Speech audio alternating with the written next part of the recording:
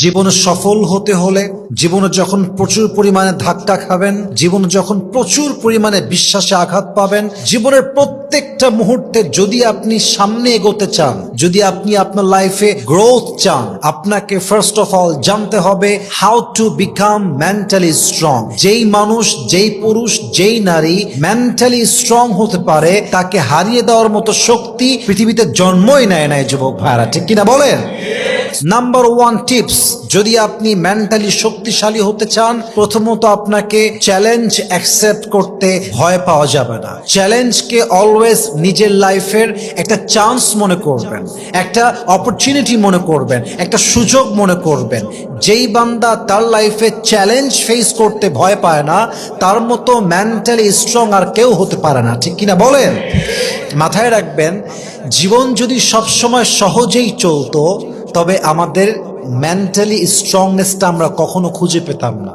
জীবনে যখন চ্যালেঞ্জ আসে, দুঃখ আসে, কষ্ট আসে, এবং এইটাকে যখন আমরা ভয় ছাড়া ফেস করতে পারি, তখনই আমাদের মাইন্ডটা অনেক বেশি স্ট্রং হয়ে যায়, ঠিক কিনা বলেন? খেয়াল করেন, উদাহরণ হিসেবে যখন আমরা জিম করতে যাই, আমরা ডাম্বেল তুলি বারবার, একবার, দুইবার, তিনবার, কিন্তু তুলতে গিয়ে we feel so pressure. It creates a lot of pressure on our body. যখন তুলছেন চাপ লাগছে, কিন্তু যখন আপনি বারবার তুলছেন, আস্তে আস্তে আপনার মাংসপেশি শক্ত হচ্ছে। ইট মিনস আপনি যত চাপ নেবেন, আপনি যত চ্যালেঞ্জ অ্যাকসেপ্ট করবেন, আপনার জীবনটা তত বেশি গ্রোথ হবে এবং আপনার মেন্টালি স্ট্রংনেস তত বেশি বাড়বে, ঠিক কিনা বলেন? আর একটা জিনিস বোঝার ট্রাই করেন, একটা গাছ তো অটোমেটিক উঠে যায় না, আগে বীজ বপন করতে হয়। আর বীজ যখন মানুষ বপন করে, একদম চাপিয়ে দেওয়া লাগে, একদম চেপে দিয়ে মাটিতে গাড়তে হয়। যখন মাটিতে গেড়ে দেওয়া হয়, এটাই একদিন বিশাল বড় ফুলের গাছ হয়, ফলের গাছ হয়, আমের গাছ হয়। অতএব জীবনে যত চাপ আসবে, চ্যালেঞ্জ আসবে, এটাকে যদি আপনি ভয় ছাড়া ফেস করতে পারেন, আপনি মেন্টালি স্ট্রং হতে পারবেন, ঠিক কিনা বলেন? So we grow when life tests us. আমরা তখনই সামনে আগাতে পারি যখন আমরা জীবনের পরীক্ষাকে ভয় ছাড়া ফেস করতে পারি, ঠিক কিনা বলেন?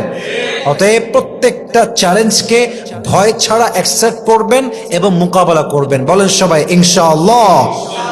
2 নাম্বার, যদি আপনি মেন্টালি স্ট্রং হতে চান, ধৈর্য এবং নামাজ দিয়ে শক্তি নিতে হবে। আল্লাহ তাআলা বলেছেন, ইয়া আইয়ুহাল্লাযীনা আমানুস্তাঈনু বিস-সাবরি ওয়াস-সালাহ, O you who believed seek the help of Allah subhanahu wa ta'ala with patience and salah. তোমরা নামাজ দিয়ে, ধৈর্য দিয়ে আমার কাছে সাহায্য চাও, তোমাকে সাহায্য করবে একজন। বলেন সবাই, তিনি কে? আচ্ছা বলেন তো, মোবাইল ফোনের চার্জ যখন শেষ হয়ে যায়, চার্জ দেওয়ার দরকার আছে না নাই? আপনারও চার্জ দরকার আছে। আপনার এই চার্জ হচ্ছে 2টা জিনিস, এক হচ্ছে নামাজ, এক হচ্ছে সবর। এটা আপনাকে চার্জ ফুল দিবে, এটা আপনাকে পাওয়ার সাপ্লাই দিবে। আর যত আপনি এনার্জি পাবেন, তত বেশি আপনি মেন্টালি স্ট্রং হতে পারবেন, ঠিক কিনা বলেন? So in result we grow when we seek help with patience and সালাহ। অতএব আজ থেকে আমাদের শক্তির মাপকাঠি হবে নামাজ আর ধৈর্য। বলেন সবাই ইনশাআল্লাহ। 3 নাম্বার, মনকে নিয়ন্ত্রণ করতে শেখা। আপনার পৃথিবীতে সবচেয়ে বড় শত্রুই হচ্ছে আপনার অনিয়ন্ত্রিত মনটা। এই মনটা যার কন্ট্রোলে নাই, তার আসলেই কোনো কিছু কন্ট্রোলে নেই। আর এই মনটা যার কন্ট্রোলে আছে, সব কিছুই তার কন্ট্রোলে আছে, ঠিক কিনা বলেন? আচ্ছা, আমরা যখন গাড়ি ড্রাইভ করি, গাড়ির যে স্টিয়ারিং আছে, এটা যদি আপনার কন্ট্রোলের বাহিরে যায়, তাহলে কিন্তু আপনি রাস্তায় থাকতে পারবেন না, আপনি খাদে গিয়ে পড়বেন।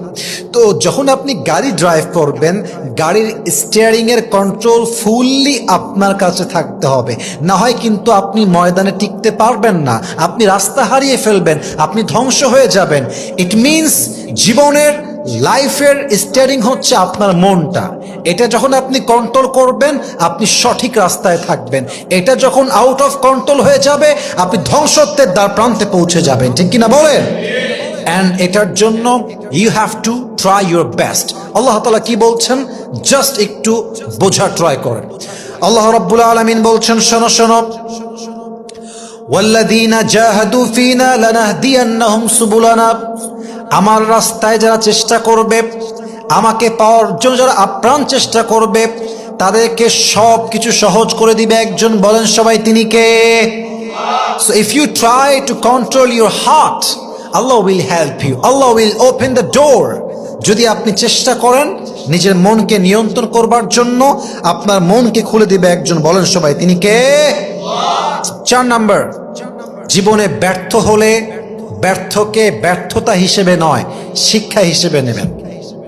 Take your failure as a lesson. জীবনে যতবার ব্যর্থ হবেন, বারবার পড়বেন, বারবার আবার আবার আবার দাঁড়াবেন। যতবার হেরে যাবেন, you have to start again, আবার শুরু করবেন। আচ্ছা, আপনি খুব ভালো করে বুঝেন তো, Elon Musk number 1 rich man in the world, সবচেয়ে ধনী, ধনীদের কাতারে তার নাম প্রথমে আসে, নাম্বার 1 টপ লিস্টে আসে।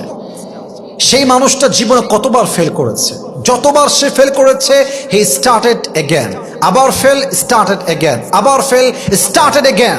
যতবার হেরে গেছে, আবার নতুন করে শুরু করেছে। ইট মিনস আপনি যতবার হারবেন, আপনাকে আবার নতুন করে শুরু করতে হবে। ব্যর্থতা মানে ব্যর্থতা নয়, ব্যর্থতা মানেই শিক্ষা, শিক্ষা মানে নতুন করে শুরু করা। যে নতুন করে শুরু করতে পারে সে সফল হবেই হবে একদিন ইনশাআল্লাহ, ঠিক কিনা বলেন? সো লাইফে ব্যর্থ হতে পারেন, বাট ব্যর্থতা আপনাকে হারিয়ে দিলে চলবে না, আপনাকে আবার নতুন করে শুরু করবেন, তবেই আপনার মেন্টালি স্ট্রংনেসটা আরো বাড়বে। বলেন সবাই ইনশাআল্লাহ। 5 number, control your emotion. Control your emotion, আবেগকে কন্ট্রোল করবেন। আবেগ বড় বড় বড় মারাত্মক জিনিস। আবেগ যার নিয়ন্ত্রণে নাই, সে জীবনে কিছু করতে পারে না। আবেগ যার নিয়ন্ত্রণ